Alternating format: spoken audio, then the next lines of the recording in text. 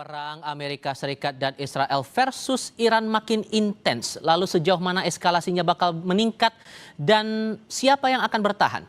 Kami akan bahas ini bersama dengan para narasumber.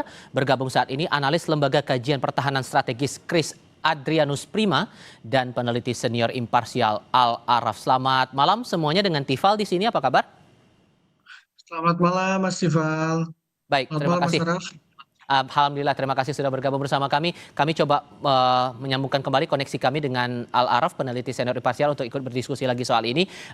Mas Prima, begini, kalau melihat intensitas dari konflik ini makin lama makin meningkat, kalau merujuk pada kuantitas dan kualitas dari pertahanan kedua pihak, AS plus Israel dan Iran, ini memungkinkan tidak kalau kemudian merujuk dari pernyataan Trump 4-5 minggu bakal kejadian sepanjang itu? Ya, sebenarnya kita harus sama-sama eh, kembali dulu. Sebenarnya apa sih tujuan dari serangan Amerika? Kan awalnya hanyalah untuk menumbangkan rezim ya. Kemudian ternyata setelah pemimpin besar Iran berhasil mereka asesinasi, ternyata yang mereka inginkan yaitu rakyat Iran turun ke jalan untuk menggulingkan pemerintahan itu tidak terjadi. Jadi mereka sekarang bergeser menjadi menihilkan kemampuan Angkatan Laut Iran, terutama dalam memblokade Selat Hormuz, dan juga untuk kembali untuk menihilkan kemampuan Iran dalam memproduksi nuklir ya.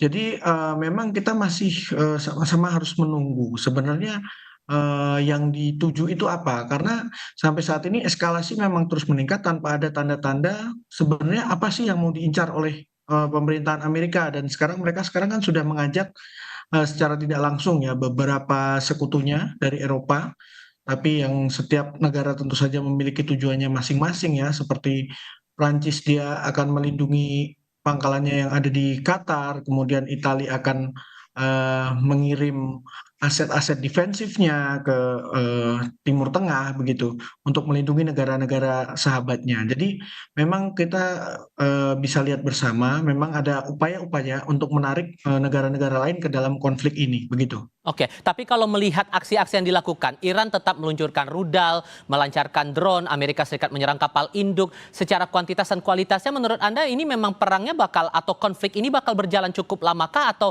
tampaknya salah satu pihaknya bakal kendor nanti?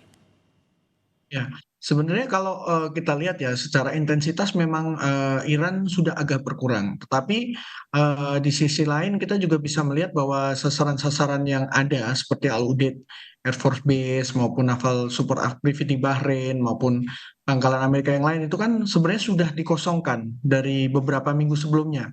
Jadi memang yang tersisa itu hanya instalasi-instalasi pertahanan udara. Makanya beberapa radar pertahanan udara Amerika dan juga radar untuk Patriotnya itu sudah berhasil diserang sebelumnya. Jadi mungkin sekarang ada sedikit pergeseran bahwa targetnya itu lebih fokus ke Israel, dan juga kita sempat melihat ada serangan ke kilang di Fujairah di UAE begitu.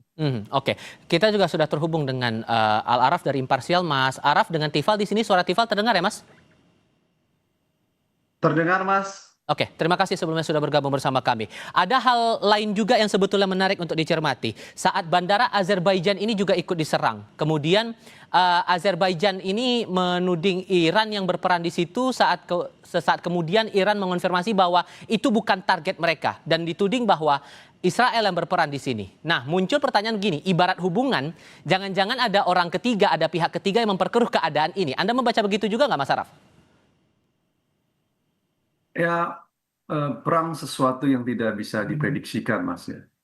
Permainan di dalam siasat dalam perang pasti akan terjadi gitu ya. Pihak-pihak tertentu akan berupaya untuk membangun ruang bahwa serangan-serangan itu dilakukan oleh pihak sebelah gitu. Dan akhirnya terjadilah provokasi yang diharapkan, kemudian ancaman terhadap Iran meningkat dari berbagai negara di tetangganya. Nah, ini tentu tidak bisa dilepaskan dari dinamika regional di kawasan Timur Tengah yang memang tidak solid untuk mendukung secara penuh terkait dengan invasi Amerika Serikat Israel ke Iran. Ya. Negara-negara Eropa saja sebagian kayak Spanyol menolak penggunaan pangkalannya untuk menjadi basis gitu ya. Yang lainnya juga sama. Bahkan di negara-negara tersebut yang menjadi bagian basis negara-negara Arab kayak Kuwait gitu, masyarakat di sana justru anti terhadap Israel gitu, dan menolak penggunaan itu. Artinya apa? Realitas peperangan itu tidak bisa dihitung secara matematik di atas kertas. Tipu muslihat pasti akan terjadi. Maka kalau kita mengacu kepada Sun Tzu itu, paling tidak ada five element component of war yang harus dilihat Mas dalam peperangan. Yang pertama adalah soal moral component of war. Yang kedua adalah soal physical component of war. Ini terkait dengan persenjataannya. Yang ketiga adalah terkait environmental atau sering disebut dengan heaven nih. Faktor-faktor di luar hitungan moral dan persenjataan yang bisa mengganggu kemenangan dalam peperangan. Cuaca, dukungan masyarakat di negaranya, anggaran, logistik itu masuk ke faktor-faktor di luar apa namanya environment, di luar persenjataan dan moralnya tuh. Yang keempat adalah tentu disiplin, yang kelima tentu komandernya. Nah, dalam konteks itu kita tidak bisa mengkalkulasi secara matematis. Mungkin Amerika secara persenjataan dianggap gitu ya sebagai kekuatan persenjataan yang kuat di dunia dengan anggaran yang besar, dengan model persenjataan yang baru. Tapi hal itu tidak selalu menentukan dalam peperangan. Kita bisa lihat dalam perang Vietnam gitu ya. Hmm, Amerika Serikat kalah dalam perang Vietnam, walau kemudian film Rambo menang terus gitu. Tapi faktanya kan Amerika kalah dalam perang Vietnam. oke. Kenapa? Karena ada variabel lain yang kemudian mengalahkan mereka, yakni apa? Penolakan masyarakat di Amerika terhadap penyerangan di Vietnam. Karena masyarakat Amerika menyatakan kami tidak bermusuhan dengan masyarakat di Vietnam. Buat apa perang di Vietnam, dan sekian tentara Amerika mati karena tujuan yang tidak jelas. Sehingga kalau Karena kemudian, publik sorry di saya Amerika potong, tidak sehingga ingin kalau kemudian ada pihak atau orang ketiga yang terlibat di tengah konflik itu, tujuannya untuk mengejar apa menurut Anda? ya provokasi, bagian dari tipu muslihat bisa jadi gitu. Ini sesuatu yang apa namanya juga terjadi dalam pangkalan minyak di Arab Saudi kan, yang kemudian menimbulkan kita tentu tidak tahu pasti karena kita tidak ada di wilayah tersebut gitu Ya. Mas. Tapi yang pasti bahwa eh, ini sesuatu yang unpredictable. Kita susah mengkalkulasi data-data tentang hal-hal tersebut. Cuman yang saya ingin bilang adalah dinamika strategi tipu muslihat selalu dijadikan dalam pertarungan peperangan. Nah, kita tahu Mossad memiliki strategi tipu muslihat yang luar biasa dalam strategi intelijen dan peperangan gitu. Nah, eh, tapi saya juga tidak bisa mengatakan secara pasti apa kemudian pihak mana yang menjadi bermain dalam persoalan tersebut gitu. Karena kita tidak bisa menganalisis perang dengan berdasarkan asumsi ya. Baik, Kita harus oke. basiskan pada data. Eh, Saya Pak, hanya ingin memberikan pandangan bahwa variabel sulit sekali mengukur peperangan dalam kacamata matematika di atas kertas. Karena banyak variabel yang bisa dihitung dan menentukan dalam peperangan, Mas. dengan konteks eskalasinya sudah meningkat seperti ini, pasti akan banyak negara dirugikan. Ini skalanya udah skala global. Sehingga menurut Anda, apakah ini bisa ditengahi hanya lewat mediasi, bahwa semua akan selesai, konflik ini bakal berakhir hanya lewat meja perundingan, atau justru ada lewat jalur yang lain? Kita bahas itu nanti, usai jeda berikut. Mas Araf, melanjutkan pertanyaan saya di segmen sebelumnya. Kalau kemudian efek dari konflik ini sudah skalanya global, mempengaruhi aspek ekonomi terutama di banyak negara, menurut Anda ini semua bakal berakhir hanya lewat meja perundingan, lewat mediasi, atau lewat cara yang lain, Mas Araf? Ya, sebenarnya kalau kita sebagai manusia yang rasional, konflik dan peperangan sangat mungkin bisa berhenti karena faktor kepentingan yang ada, ya, baik dengan ekonomi politik. Tapi problemnya adalah kita melihat Donald Trump tidak rasional dan agak sedikit, saya boleh katakan gila gitu ya. Sehingga kita sulit mengkalkulasi cara dalam perspektif konflik dan peperangan. Oke, mohon maaf sebelumnya. Kami tampaknya alami gangguan sinyal komunikasi dengan Konflik dan Al-Araf. Mas peperangan Al-Araf, itu kita coba akan perbaiki dulu komunikasi kami. berhenti jika Saya pertama coba kasih atau giliran kedua belah dulu ke pihak merasa Halo? Mas Prima, kalau Iya, begitu. Mas Mas. Prima, oke. Sorry, Halo? kita coba perbaiki dulu ya sinyal komunikasi kami dengan Mas Araf. Halo? Saya kasih giliran ke Mas Prima dulu kalau begitu. Mas Prima, kalau Ya. menurut Anda, melihat dinamikanya sudah seperti ini, efeknya sudah seperti sekarang, kelihatan aspek ekonomi terutama, menurut Anda ini semua bakal selesai di meja perundingan, duduk bersama-sama, selesai lewat mediasi, atau ada dalam bentuk lain? Ya, mungkin tadi seperti sudah disampaikan sama Mas Al-Araf ya, kita itu masanya tidak bisa menebak. Amerika yang sekarang ini adalah Amerika yang tidak bisa kita tebak gitu kan.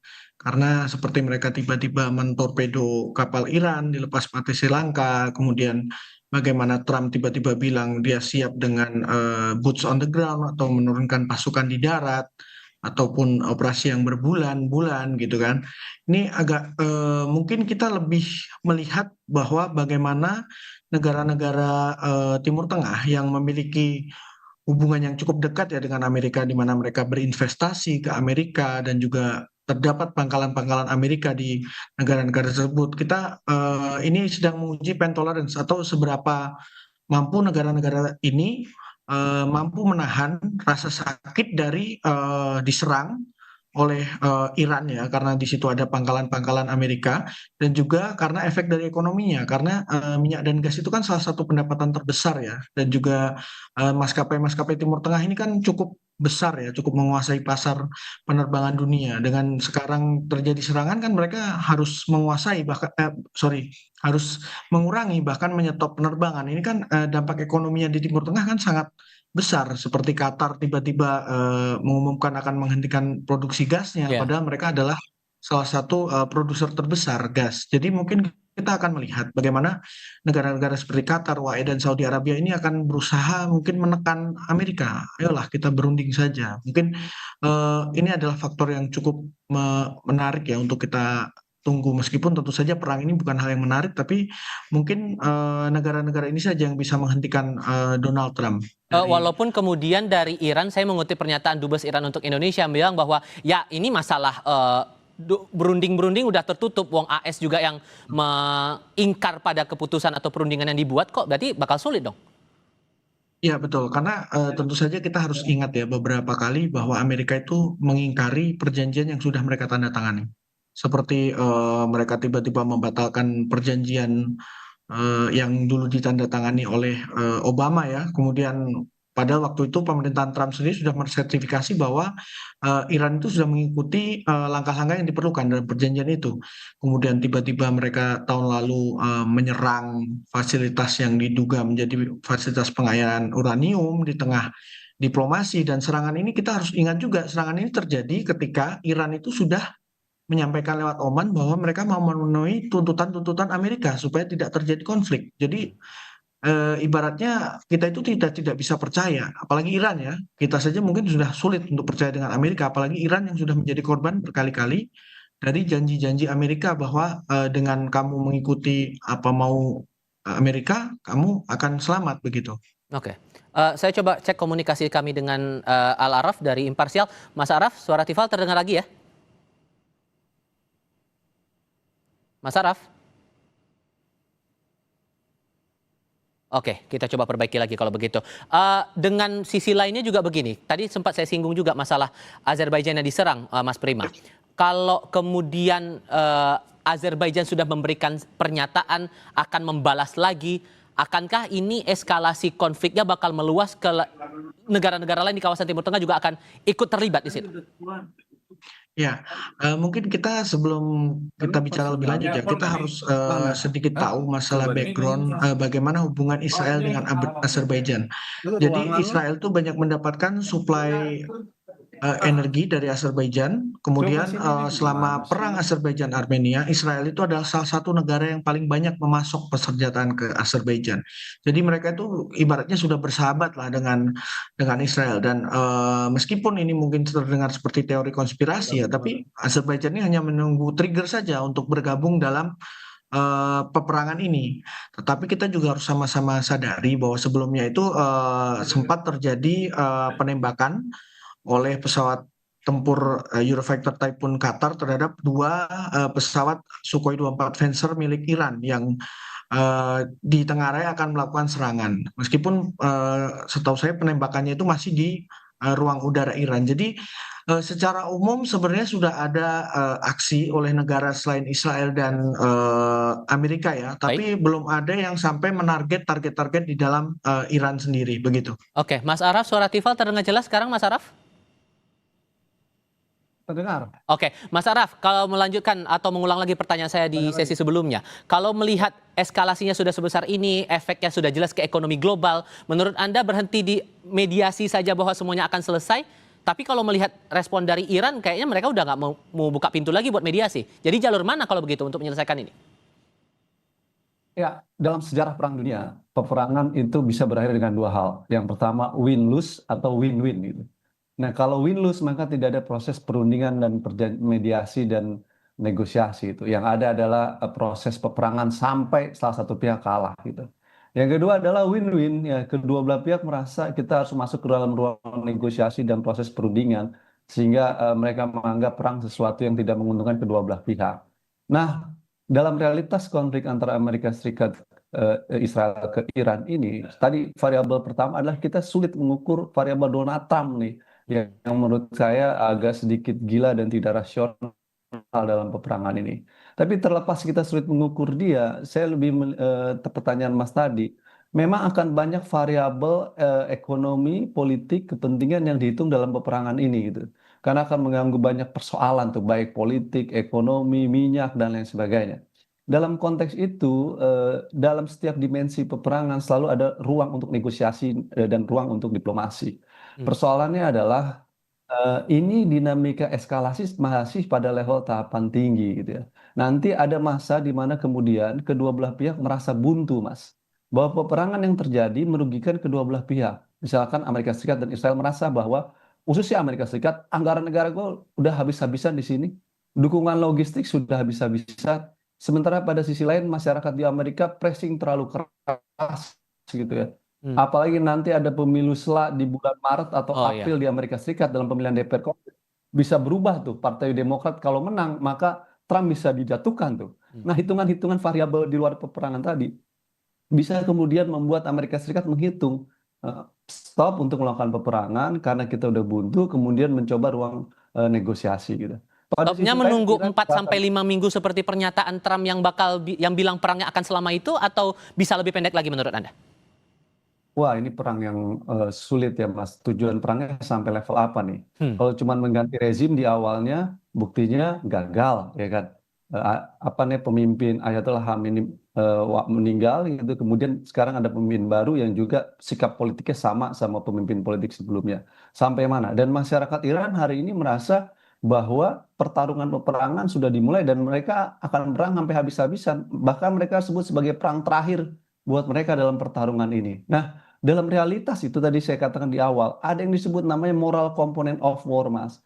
Mungkin persenjataannya lemah, tapi keberanian mental untuk mati itu menjadi bagian dari tujuan dalam peperangan, apa itu menjadi keyakinan agama dia. Wah, itu menjadi sangat sulit untuk mengalahkan Iran. Anda masuk situ bertarung berlarut dalam perang Irak, bolehlah Amerika menang. Baik. Bolehkah Amerika dalam pertarungan rudal menang di situ? Tapi ketika masuk berlarut-larut lama tuh pertarungan di dalam Irak. Sehingga kemudian Amerika sendiri rumit dalam melihat Irak. Dalam konteks Iran apalagi? Oke. Dengan ideologi dia yang sangat kuat dan punya imamah yang begitu kuat, ini menjadi rumit. Artinya kalau dibilang 4-5 minggu itu dalam level apa? Oke. Kalau sampai menguasai Iran secara penuh, saya rasa nggak mungkin terjadi dalam 4-5 minggu itu. Bahkan bisa bertahun-tahun karena akan dianggap perang berlarut ke dalam dan rumit itu, Mas. Dan dia menunggu dalam pertarungan. Dan sementara Amerika Serikat akan kewalahan kalau masuk ke dalam wilayah Iran dan Baik. akan diajak dalam proses gerilya yang sangat serius oleh masyarakat Iran dan tentara Iran. Karena hari ini Oke. saya rasa